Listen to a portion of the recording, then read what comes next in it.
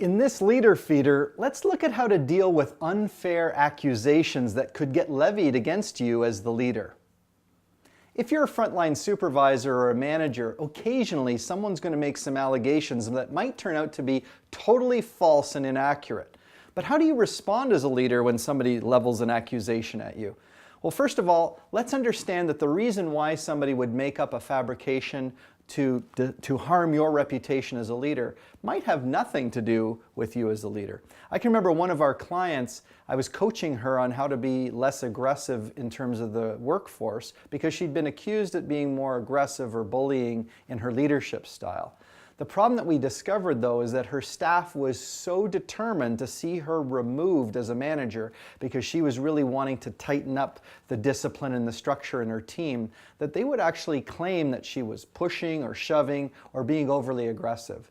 These were very difficult allegations for her to escape. So how should you react when somebody tells something to management that may not be true? Well, the first thing to do is to remain calm and stay professional. It's going to do you no good to lose control of yourself and get overly defensive. So you should stay calm as you hear people's allegations against you. Secondly is always have a spirit of curiosity.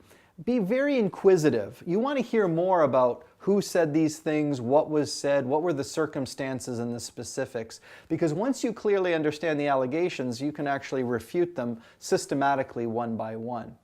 Now, if all else fails and things are clearly going against you, and again it's untrue, what you obviously have to do is make sure that your team, you don't want to take any retribution or get revenge on them in any way.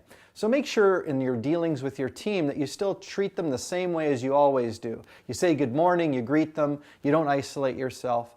And at the same time is if there have been allegations and it might be necessary for you to apologize. So you could say, you know what, I'm sorry for any misunderstandings and I'm determined to be the kind of effective leader that you all expect me to be. And the more that you can do that, the more that you can take the high road, you might not get sucked down into the dirt because unfortunately, if your team decides that they want to get rid of you as their boss, they can say and do a lot of things to make your career progression very difficult. And most HR departments and management teams, if they have to choose between defending one of their own or keeping the troops happy, they often will kind of go down the road of perhaps eliminating your position.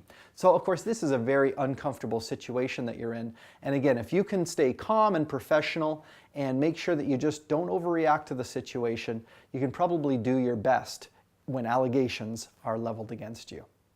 Now this is a difficult leadership subject, but if you want to dig into even more development opportunities as a leader, you can visit us online at Frontline Leadership, or why not join in our learning community with other frontline leaders on Facebook at Frontline Leader.